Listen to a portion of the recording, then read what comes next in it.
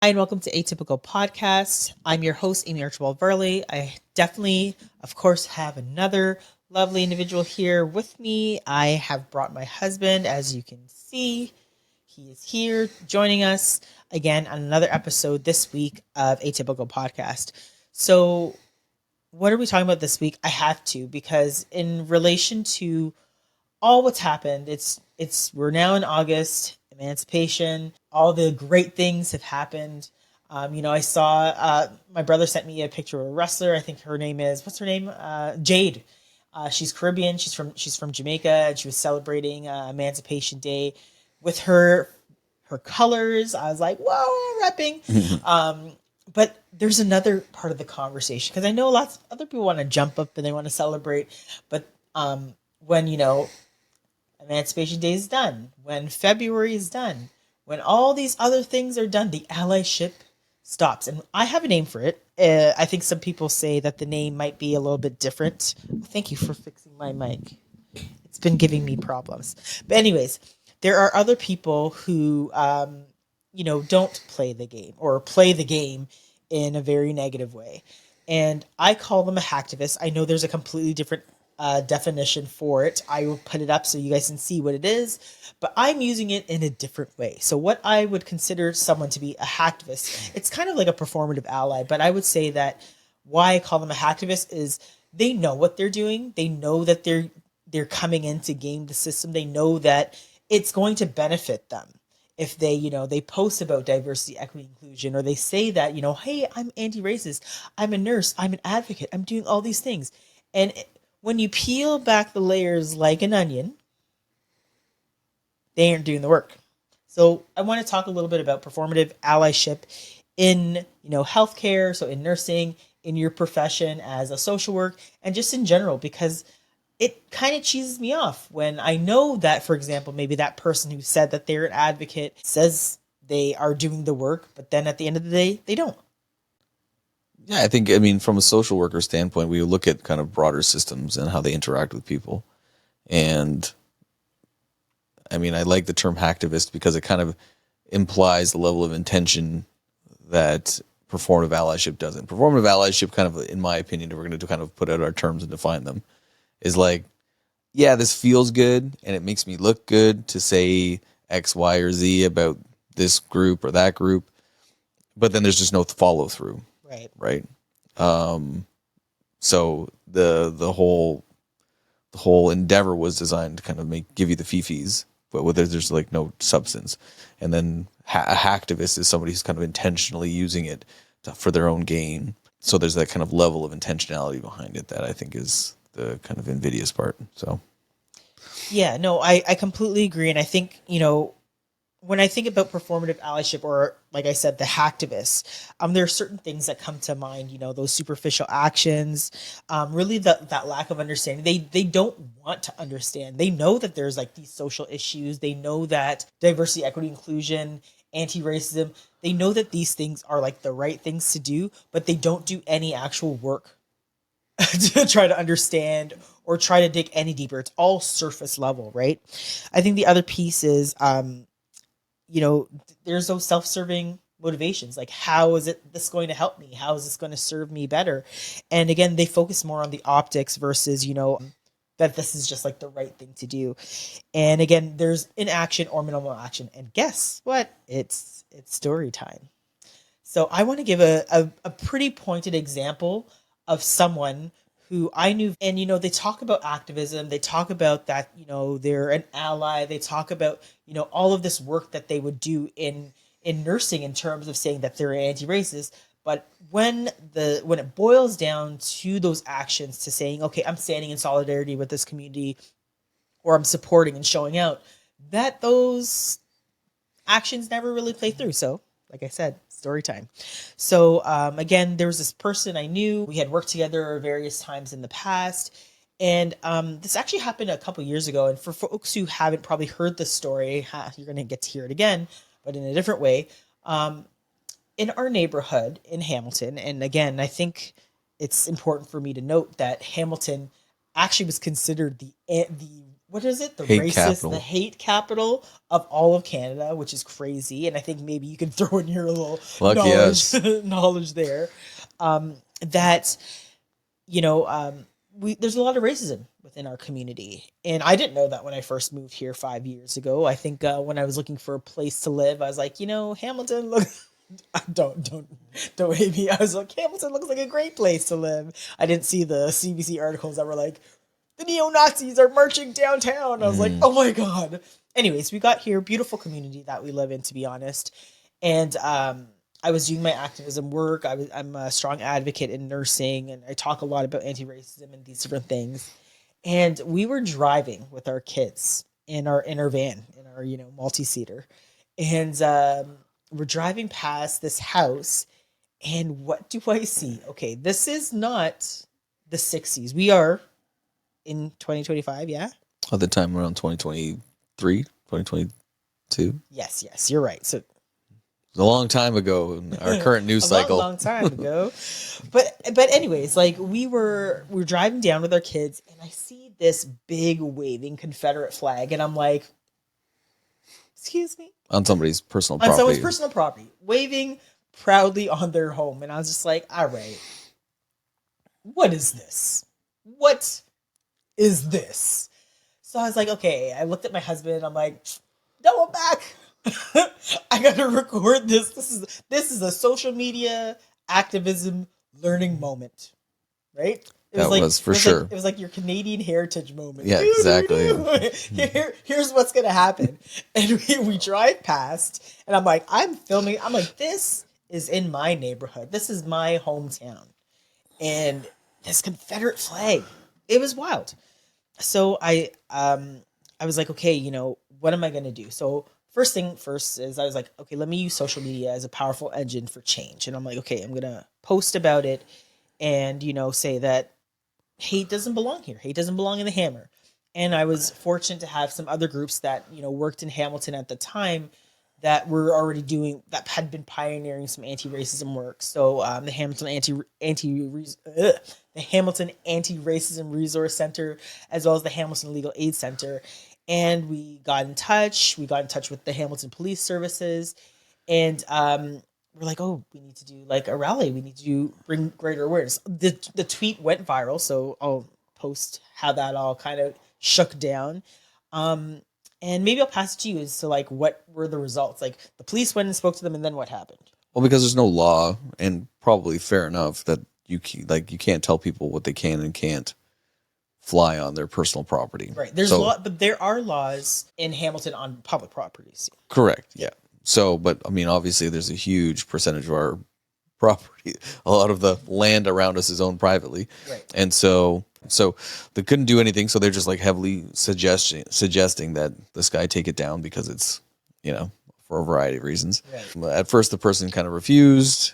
So they refused, but then it was also like the weird stuff in between where he's like, I'm not racist. The Confederate flag is like not a bad thing. And so, he's like, here, look at this website. And he sent us this like neo-Nazi far right website where, you know, they're just talking about all sorts of nonsense. Well, it wasn't that. It was it was for sure talking nonsense. Sorry. But the person who posted the video that he referred us to was like, something Aryan, something or the other, right? So it was like, crazy. Give me a break. Made no sense. So I guess like long story short, maybe even before we get to the end, there was some media campaigns and things that were happening. So like back to the story, you know, I think one of the things is like, if you say that you're an activist, you say that you're an advocate, you say that you are, you know, against racism, I guess you should be against racism in all forms, not just, you know, your culture or anything like that, right? So I think I remember being like, okay, so there's this community march, there's these things happening. Are you going to come and show up? Because, you know, it might be a good thing. This person who said they're an activist and they live locally within the area. And the individual was like, is there going to be media there? And I was like, I beg your pardons? And the person's like, well, is media going to show up? And I was like, I don't really know. I don't know if they're going to be there. But, like, I think the idea is that we're showing up for the Black community. Like, yeah, that's not the priority. Although it's a nice to have, it's not the necessary thing. So 100. So that question threw me for a whirl because I was like, wait a minute, like I've seen this person talk about anti-racism, anti-Black racism, you know, various different forms of racism. And the question that was asked was like, well, is media going to be there? And I was like, whoa, I don't know. Anyways, fast forward, the event happens, media shows up. You were dope on the mic. I kind of want you to talk a little bit about like what you were saying. Well, I mean, so I had a chance to talk to, I think it was like the local news, Omni or something like that. And I was just calling out white people. I mean, I look white. I mean, I don't identify exclusively as white, but people are dying in their seats right now. They're I know. Because I'm glowing. That's a whole other episode. But yeah, that's a whole other episode. But nevertheless, because I look this way and for all intents and purposes I pass, that comes with a certain amount of responsibility as well. Yeah. So I called out other white people and I said, listen, you know, this may not impact you directly, but this is not something you want in our community, and that you need to be allies and show up and that kind of thing. So yeah, and I just kind of pointed the finger directly in their chests. And I don't know. I don't know how much of an effect it had. I mean, at the end of the day, I guess we got the desired impact. Absolutely, and I think there were white people there. So there were. And I mean, there were various different races and ethnicities that showed up to the event, and I thought it was like really, really good that people did show up, and it was actually a success. I think it's important to note that the Confederate flag, while representing, there's like, obviously it leans towards, as a matter of fact, it leans more towards its impact on Black people. Right. The people who are flying those flags don't really, like, it's more of a representation of their general intolerance towards people of all races. Right. So it's not like it's just like only targeted to Black people. Right. Confederates were not big fans of Black, Asian, Indigenous, East Indian, et cetera, et cetera. Anybody who fell outside of their white bubble, they weren't big fans of, to say the least. And so I think it's important to put that out. Like, so that's why various groups, I think there was Muslim groups that came out in support, Jewish groups that came out in support, because they all got the message that this isn't just isolated to Black people. And so, so I think that's important to point out too. Yeah, no, I'm glad that you pointed that piece out, because I think that's the other piece when we were talking about like performative allyship, that we need to recognize that in these instances where we do see, you know, forms of harm, whether it's against a Muslim person or whether it's against, you know, a Chinese person, because again, when you're thinking about like COVID-19, there was a lot of hate directed to different communities, right? And it shouldn't be like, okay, we're only going to pop ourselves in if it's hate that affects our group, right? It has to be that if we're going to stand against hate, we need to stand against it universally, because again, when you're talking about the Confederate flag and we're thinking about the ideas behind it, yes, you know, the Confederate flag and specifically like the symbolism that it embodies was really directed towards, you know, the civil rights movement against, you know, hey, we should be able to keep our slaves. And we're like, no, you can't. This is racism. It's slavery. It's bad. That the neo-Nazis didn't just hate Black people. Right.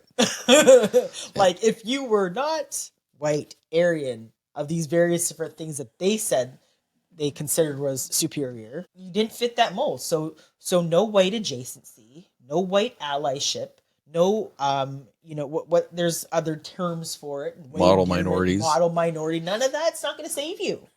So if you're going to stand against hate, you need to stand against for hate in all forms. So circle back to the story. A lot of people showed up. We were able to do that rally at City Hall, like you had mentioned, and we had multi-denominational faith there. Fast forward to the community walk, lots of people showed up. It was such a powerful movement to have us march down our community to be like, no, this don't belong here. Mm-hmm. And long story short, the flag came down. Community action is powerful. That's correct. When people come together in a space and say, you know, we don't want to see this here.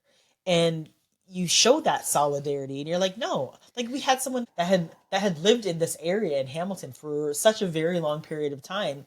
And they told me their family had lived generations here. And they're like, no, I don't care. It doesn't belong here. I'm like, yes, thank you. Mm-hmm. And that is allyship. That person didn't have to come out. They didn't have to Yep. walk around and be like, no, I don't want this.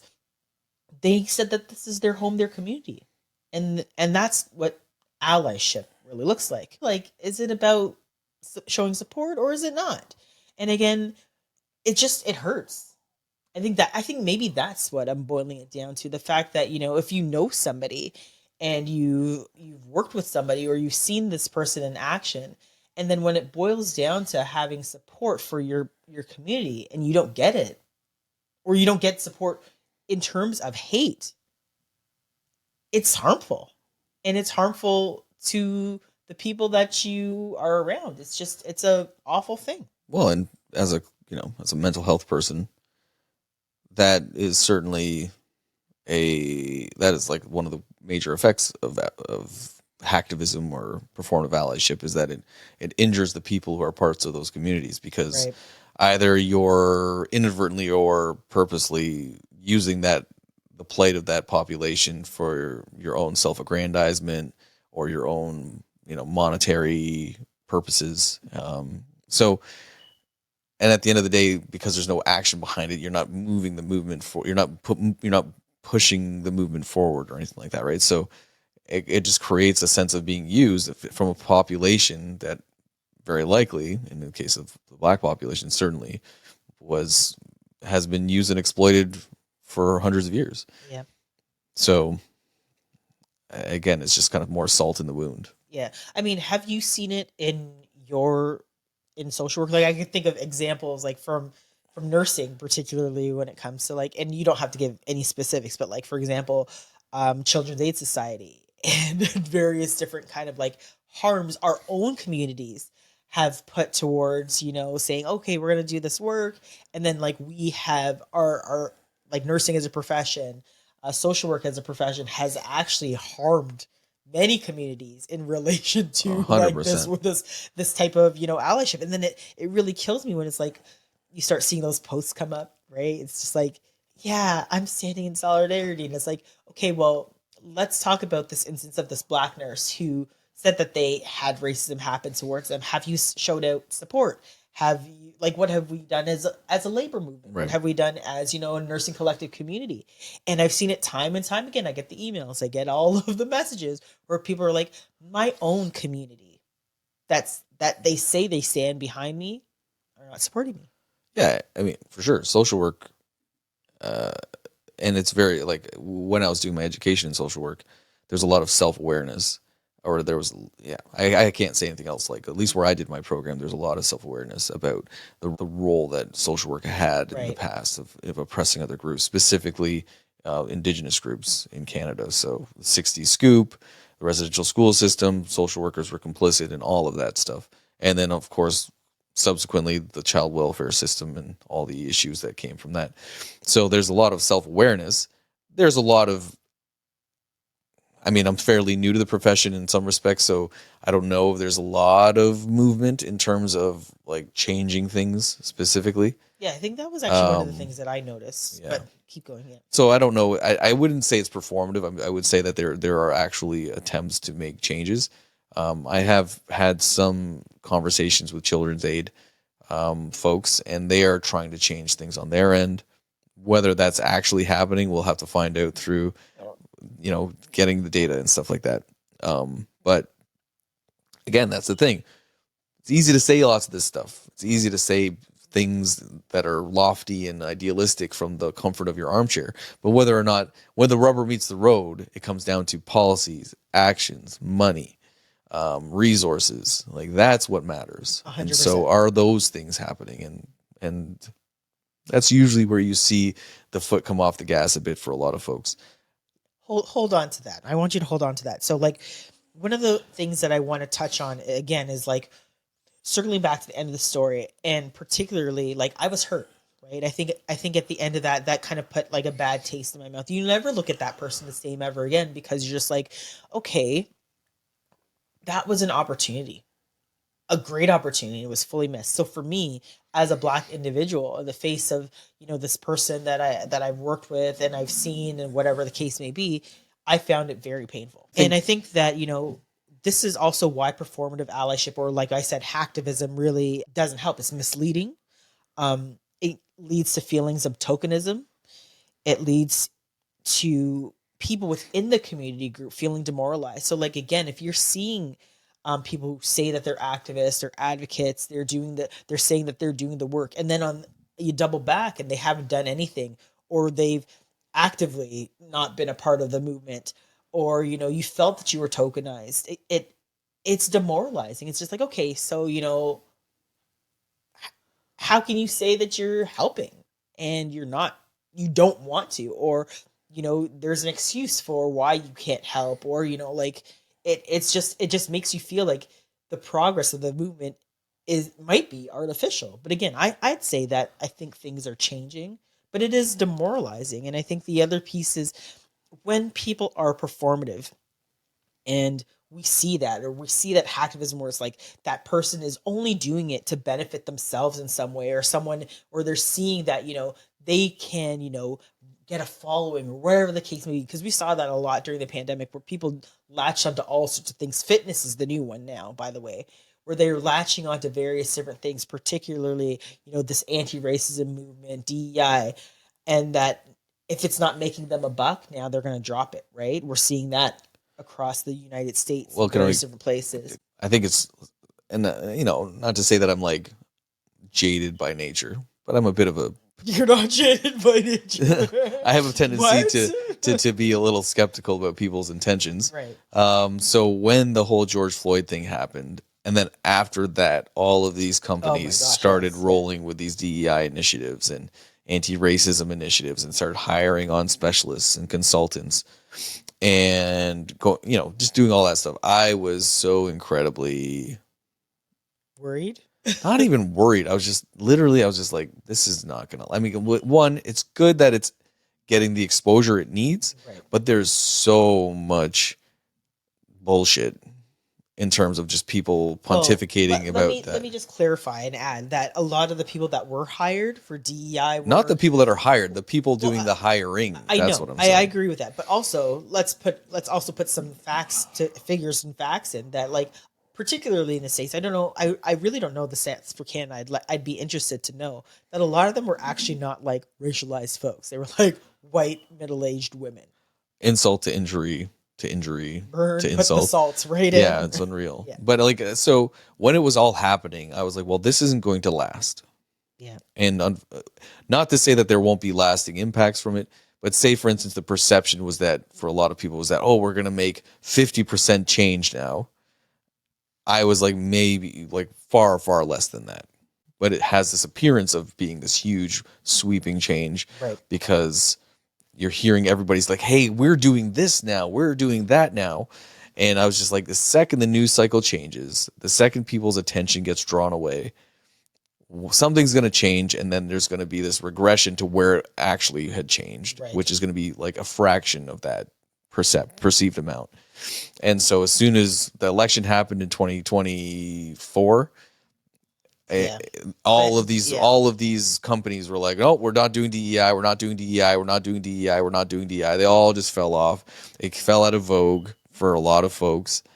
And so I wasn't surprised, not to sound like an eternal pessimist, but I was trying to be realistic. Like, right, there was just a lot of like, hey, peacocking, like virtue signaling, hey, this is what we're doing. And the second that it was no longer mandatory, socially speaking, or helpful from a marketing standpoint for a lot of these companies, it just got dropped. And so, I mean, I'm not black, and I'm not part of any real racialized community other than being half Caribbean and half British. But I was hurt by it, right, and disappointed, like deeply disappointed, because I would love to have seen that huge stride forward. But because it was in response to a singular event, you always have to be careful with when things happen as a result of one single event. Yeah, and we're seeing the doubling back, right?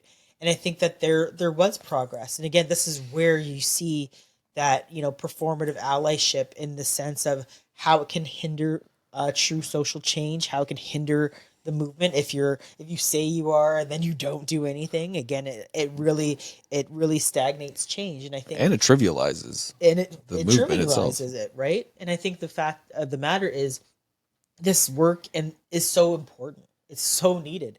And it'll be a whole other conversation, just talk about the whole people talking about like DEI hires and all of that nonsense that kind of came out after the election as well, where it's just, for me, when we're talking about performative allyship, it really creates that lack of trust, and it makes you feel weary about organizations and people's intentions, and it makes you feel that you need to be insular about it. It makes me feel like, I'm like, fine, maybe I should only trust my community, and I know that's not the way that we can live life. So how do we move from performative allyship or hacktivism? Because again, I think one of the things I forgot to mention in terms of what I think hacktivism is hacktivism is like increasing one's own social capital, right? It's like, it's making you look better. And this is where you see people like retweeting posts or, sharing and liking, like, oh, that's so good. But they don't give two hoots about the actual movement. Sure. And again, also this distances them from scrutiny, right? So if I like that post, if I share that black square, if I show up and have this talk or do this thing, that I will not be scrutinized. I won't be looked at very carefully, because again, actions speak louder than words. Right? Well, that's the thing, and people right? don't really look. People will be like, oh, service level, good. But you scratch a little bit, just a little bit, you'll see that there's no action. What do they say in Spider-Man? Oh, the latest Spider-Man? What do they say in Spider-Man? It's just like don't watch the mouth, watch the hands, right? Watch what people do. Watch what people do. I agree. So I do believe that there are organizations out there that are truly committed. Ben and Jerry's. 100%. I'm going to eat that ice cream till I die. There are like Costco, all these different places, different people. Like there's lots of people that are not black or are not racialized. I have seen white people that are like, yeah, I get it. Yeah. And not out of guilt, right? I think that's a whole different thing. It's not out of guilt. It's like, this is like the right thing to do. We know that there's a history here. We've seen the inequities and we want to do the work. It's intrinsically valuable to society. Like they see the broader picture. And that's, I think, what's important. And the whole idea, I mean, even if you want to add some kind of self-interested motivation, but the rising tide raises all ships, right? Right. And so when you see that as a company, right, you're like, listen, like the broader perspective is the more egalitarian our society is, the less atomized we are, the better off we are, right? And so some of these companies see that and they're like, yeah, great. And other companies just see it as being a line item that they don't need on their budget anymore, right? They don't need that DEI position because, listen, it was an extra 60, 70 grand. They don't need it anymore, right? And so, or they're like, oh, well, the winds have changed, right? And so they're just blowing along for these winds of change. I mean, to make deep, sustained changes in a society is like, I think people just fail to realize how difficult it is to change the zeitgeist of a society. It takes generations sometimes of incremental change, and that is hard. It's hard when every single day, every single moment of a day, you feel like you're just under another group's thumb. And unfortunately, that, we can look back and say, well, since 1968, there's been huge changes after the civil rights movement and stuff like that. And there have been, when you kind of look at the grand scheme of society, but it's going to take longer to kind of deal with those kind of more systemic issues that are kind of more insidious. Right. So I would say, let's talk about what genuine allyship looks like, right? So again, I would start with the whole like education and reflection piece, right? Like I think you need to say that I don't know, right? And even like I still have to say I don't know. I'm still learning too. Like I still have to show allyship to various other groups. It's not just me. I know that there are other equity deserving groups. There are other folks that have been harmed, and I still have learning to do. So it's about taking that self-awareness, being self-aware and being like, okay, I need to educate myself. Don't do that thing where you're like, well, you tell me what I need to do. What do I need to do, Amie?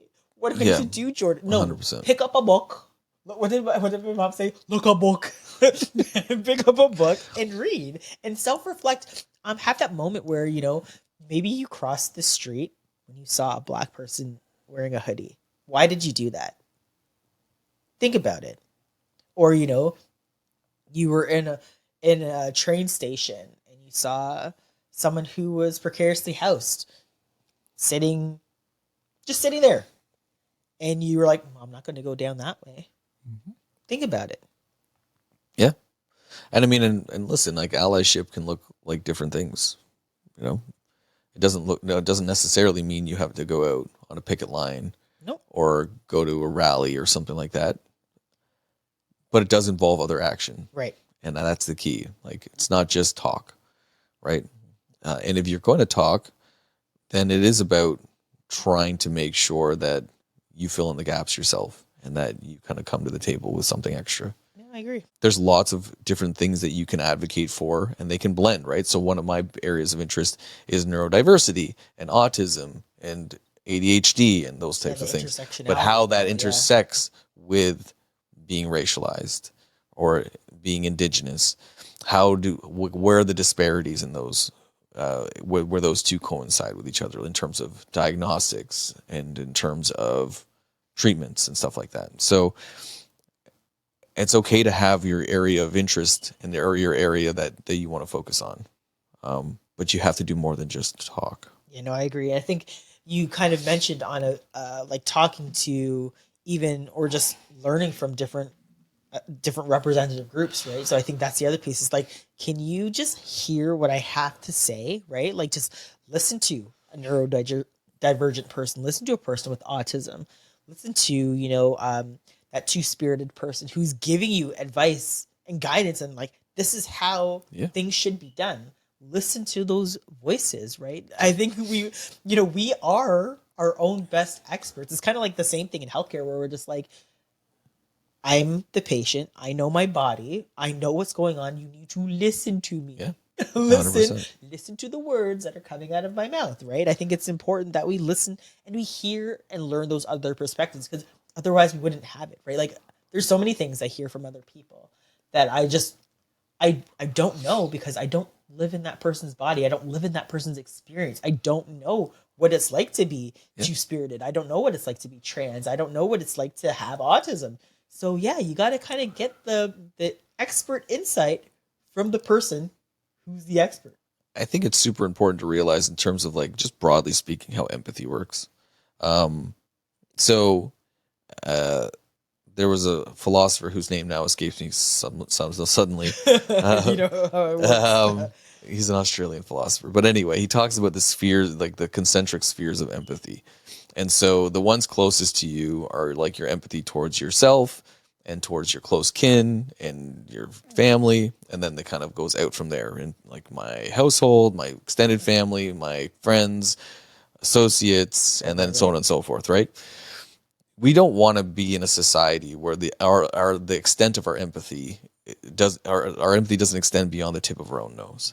Right. We want to be able to be in a society where our empathy can extend beyond that. Right. So so being able to kind of put yourself in a position where you can be a little bit more imaginative and be like, what would it be like to be that person? That's a huge first step. It's like compassion, right? I think when you think about empathy is like putting yourself in one's shoes or someone else's shoes. Right. But compassion takes it that one step further, which is like, how do I alleviate this person's burden? How do I alleviate that person's suffering?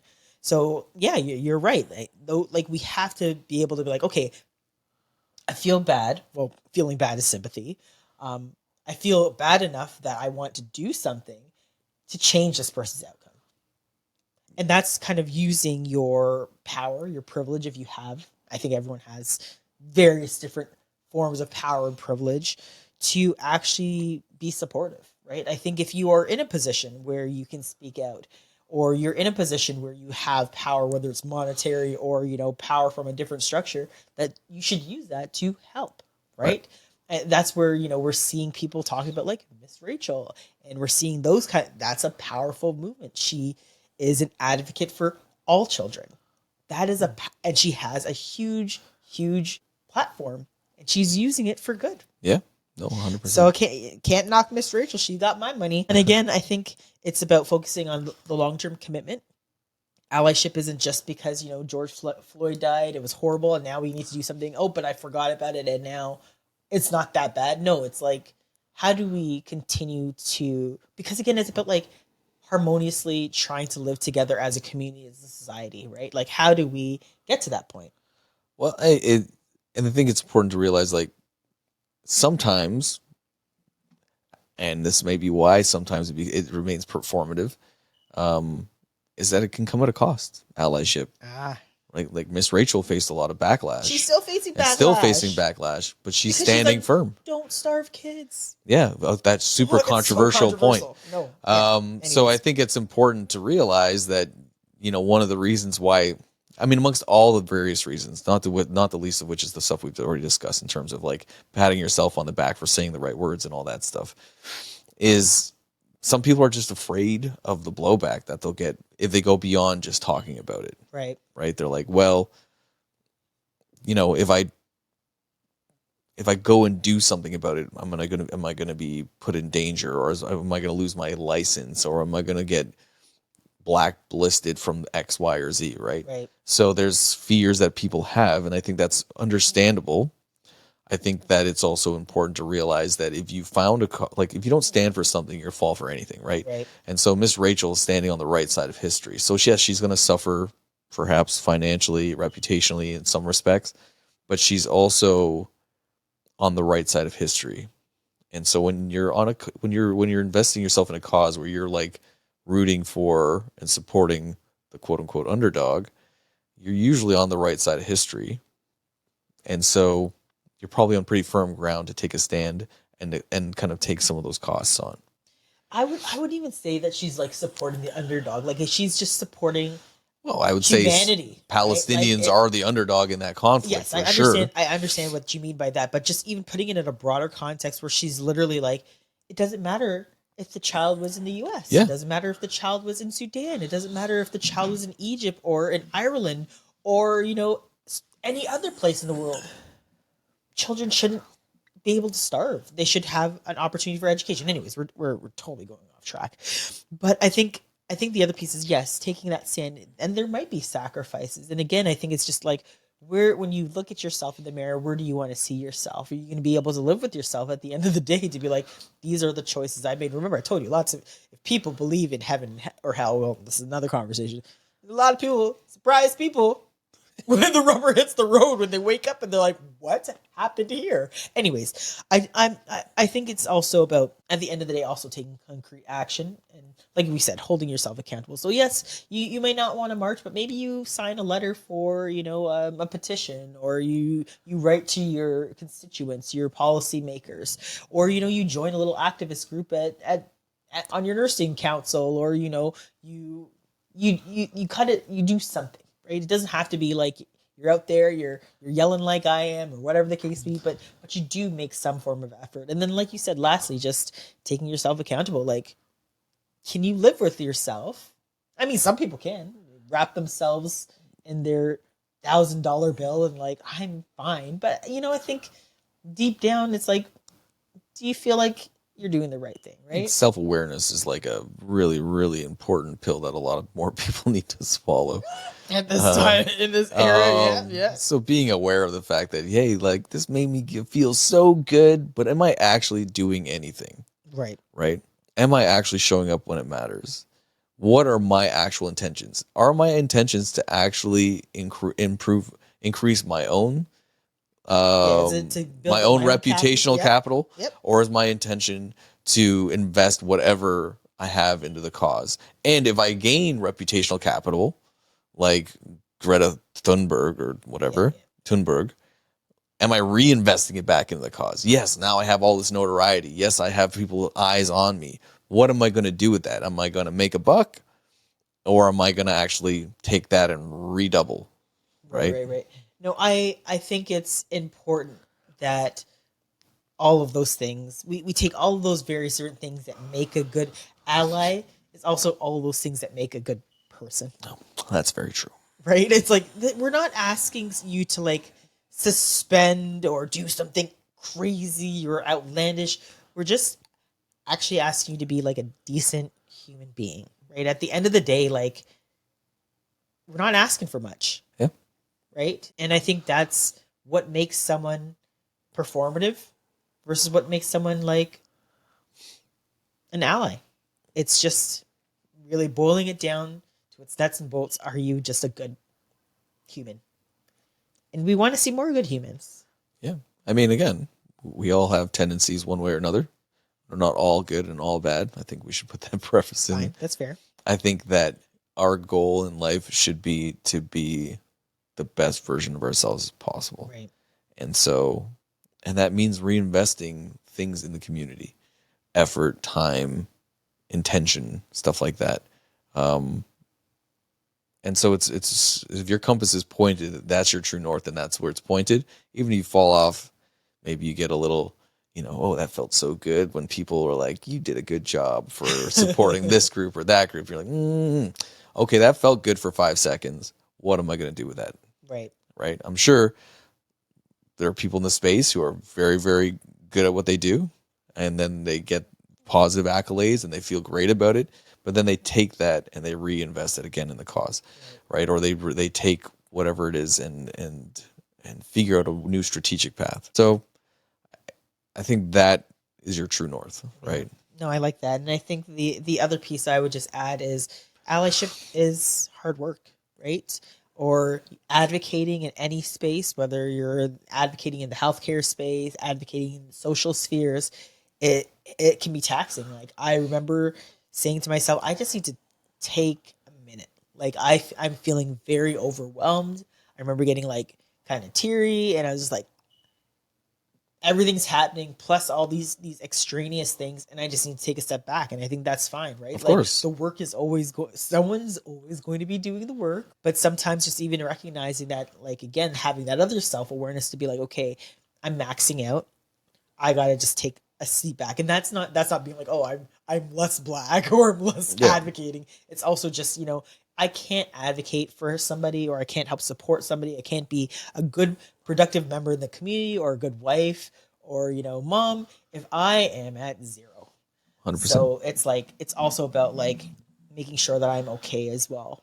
Or whoever out there who's advocating or doing this allyship work, that, you're making sure that you're checking in on yourself to be like, okay, I need to put down the phone.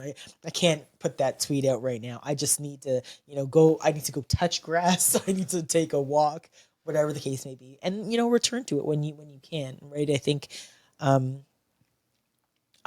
think back to 5 years ago that, like, would I have ever seen myself in the advocacy space? And I really think to myself, it's like, I think I've always been this way, just in various different forms in my life, that I've always kind of been this kind of, not loud, okay, maybe loudish,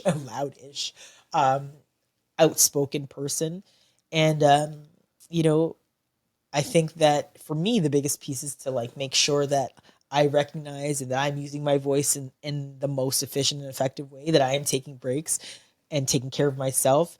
And also that, if I'm not using my voice, how else can I help and support, right? Yeah, for sure. I mean, I think it's important. Self-care, I mean, good Lord, that term. Self-care is wealth care.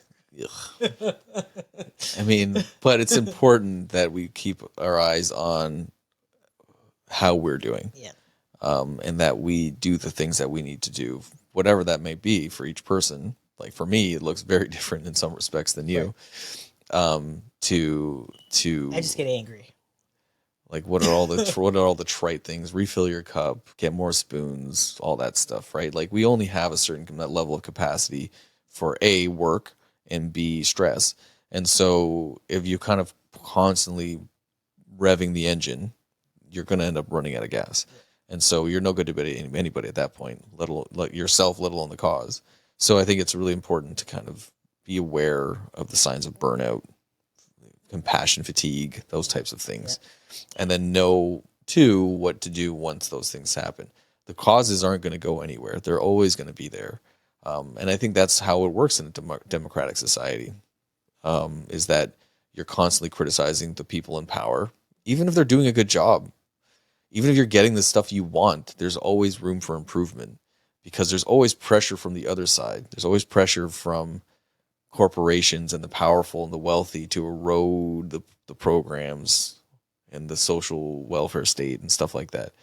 So I think it's really important to kind of maintain the pressure, but also realize that it's not a battle that's ever going to end. It's a necessary part of a society that we need to push back in the other direction. And because the battle's never going to end, it's okay to stop once in a while, go to the sidelines, go to the dugout, as it were, get some Gatorade, yeah, wave your hat in front of your face and chill out for a few minutes, and then dump back in when you're ready to go. Yeah, no. Again, yeah, we gotta tap each other in, tap each other out. Or various different. You use baseball. I'm now using wrestling. That's the only baseball or sports analogy you'll hear for a while. As much sports as you know. Right? That's all of it. Yeah. But yeah, I think again, all of this is so important. I'm so glad that we were able to have this conversation to talk about advocacy, to talk about performative allyship, or the term hacktivism, and to talk about how we can move forward, because there are a lot of people out there doing great work, and I applaud you for whether it's a post, whether it's you're out there talking to community members about change, whether it's you're having conversation in the nursing station, whether you're talking to your fellow social workers about better plans and how we can support the community.